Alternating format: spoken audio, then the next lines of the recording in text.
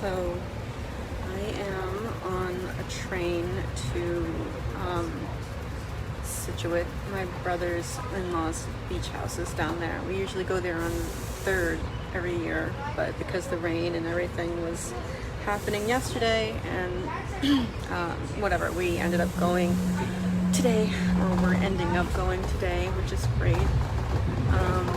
Yesterday it was a good day in one sense. I was really being very distractible and very preoccupied with my current situation, the whole breakup thing. So I went out for a walk, and I walked for like 3 hours. And I spent a lot of the time obviously listening to Michael Singer, his lectures, and I hope you can hear me. I know I'm speaking kind of slowly, but so I was listening to his lecture, and he was talking about heart and how it's sort of the background music of life. It allows us to feel the experience of life to like the richness. I think, what was he saying about the soul? Well, the line that I really like is, the mind is the place where the soul goes to hide from the heart. And it's just like the stuff that's being put in my life is all just pointing to the fact that it's over. And it just hurts. I mean, it's good information, it's stuff that I need, and it's a situation that I need to go through. But that doesn't mean I want to. Ooh, on a bridge. So he was talking about how, you need to be able to handle your heart. And that if you can't handle your heart, it's like driving a car when you can't drive a car. Like, what are you doing? If you can't handle your heart, you can't handle life. And you have to be able to feel your feelings, which is something I've been working on this whole time. But one of the things he was talking about is how, because the day before I'd been listening to him talk about mind, and how you can clear your mind if you can. Well, it's not even clearing your mind, it's like just observing your thoughts and not paying attention to them. Like, observe, don't get involved, lean away, don't listen to your thoughts. Not in a push away kind of way, just, oh, that's interesting that's there, I'm gonna go put it's putting your attention on something else, because your thoughts are not you, and a lot of times they don't help. And that when you're thinking, and we always do this, we're putting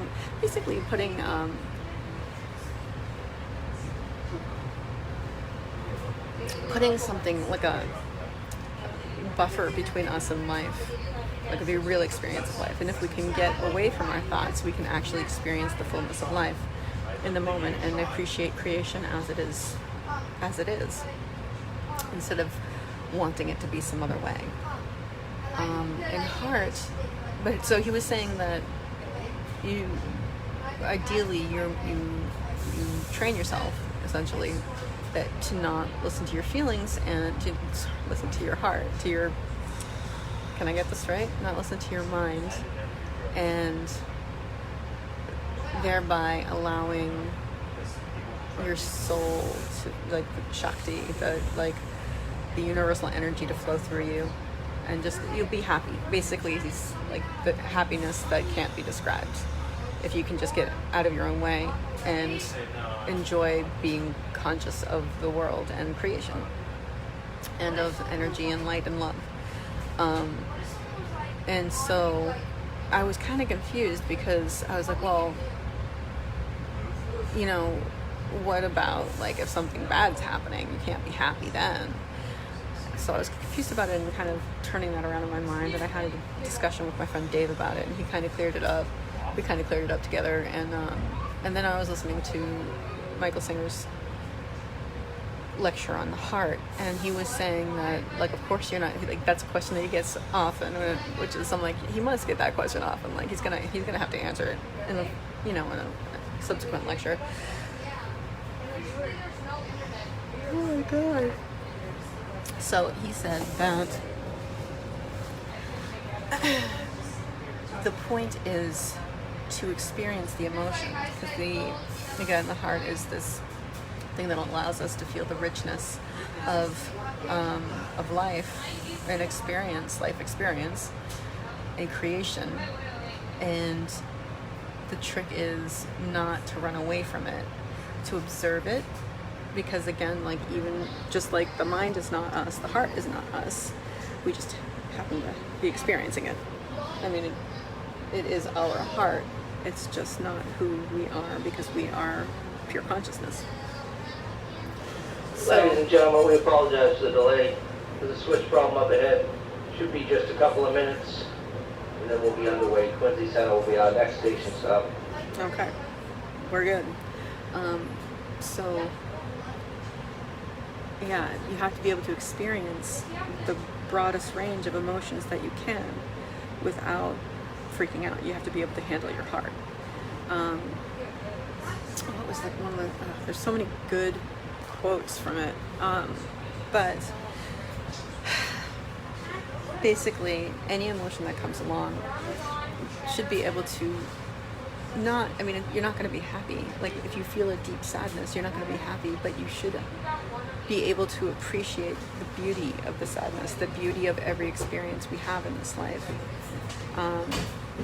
and allow yourself to feel it. Yes, thank you. So that's what I'm doing. I am observing my emotions every time that I can recall to do this. Realize that I'm not my mind, I'm not my heart. I can come back and observe them and experience them without getting so involved that I go crazy. Not crazy, I know people get offended with that word. I mean, I'm crazy, and I am crazy. Like, I don't have a problem with it. Some other people might, so I apologize. But so that you don't go,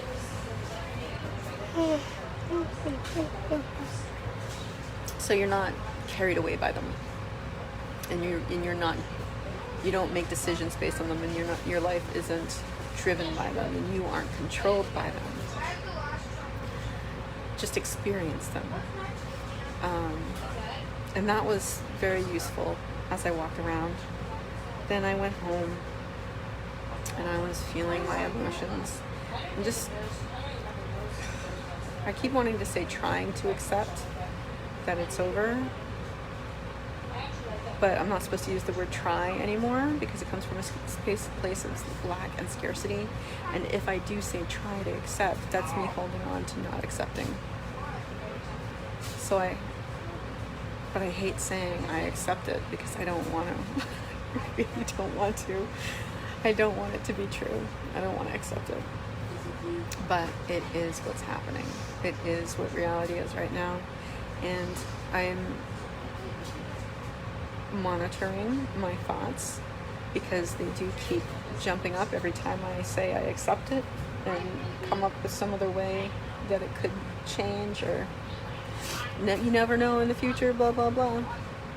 Sure, yeah, you never know in the future, but no future I can imagine right now is what's going to happen exactly, right? It's not, there's no point in trying to imagine a future, because you don't know what it's going to be. And really, we don't have those future moments right now. We have this moment. I have this moment right now. And in this moment, nothing bad is happening. Absolutely nothing bad is happening. I'm sitting in a train that's stopped on a track for time being, but we'll get going soon. I'm going down to my brother's in-laws' beach house, and sorry, I got distracted. And it's the 4th of July, and we're going to have a nice time with my family. I get to see my niece and my nephew, who I haven't seen in a really long time, and I miss very much. And yeah, it's going to be a good day. And it's okay that I'm feeling sad. I can feel sad. I can have these emotions. I can have these thoughts and observe them, not get completely taken over by them, not get completely wrapped up in them, not focus my attention on them continuously. I can focus my attention other places. So this emotion, these emotions, these thoughts can continue to do what they're doing, but I'm going to put my focus on something else, my consciousness. I deserve to, we all deserve to have the richness of life, right? The experience of life. And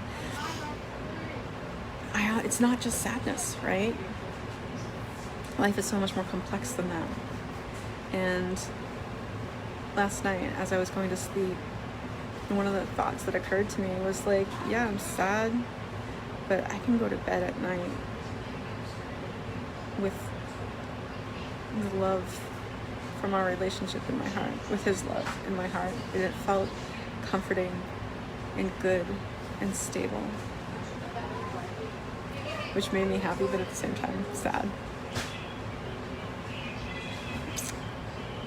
So I think carrying his love in my heart, just knowing that I am loved and that he would choose to be with me if he could, and just knowing I have that, knowing I still have that. I mean, he's always going to love me in one way or another. I don't want to think about the one way and another thing right now. Let's just say he's always going to love me. He loves me right now. We haven't talked in 2 weeks. This is the longest time in 3.5 years that we haven't had contact.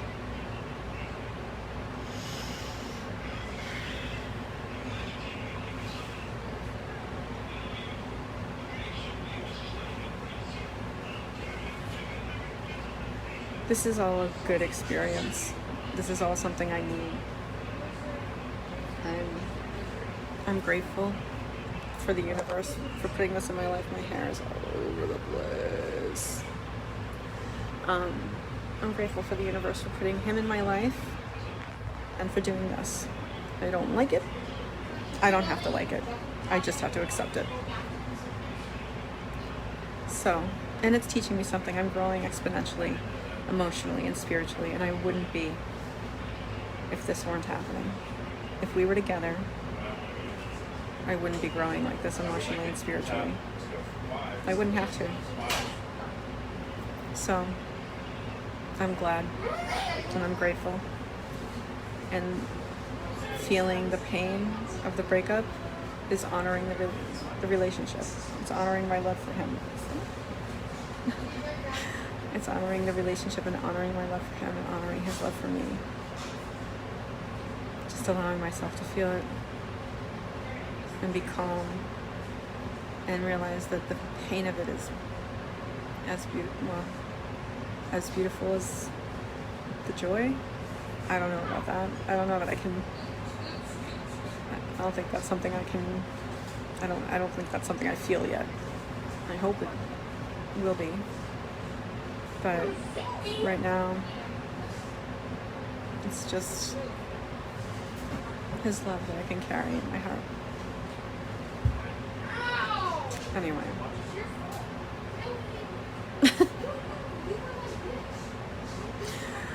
I hope you're all having a great day and you have a wonderful 4th. Remember, and you can always choose, no matter what's happening, you can always choose to have a grateful day.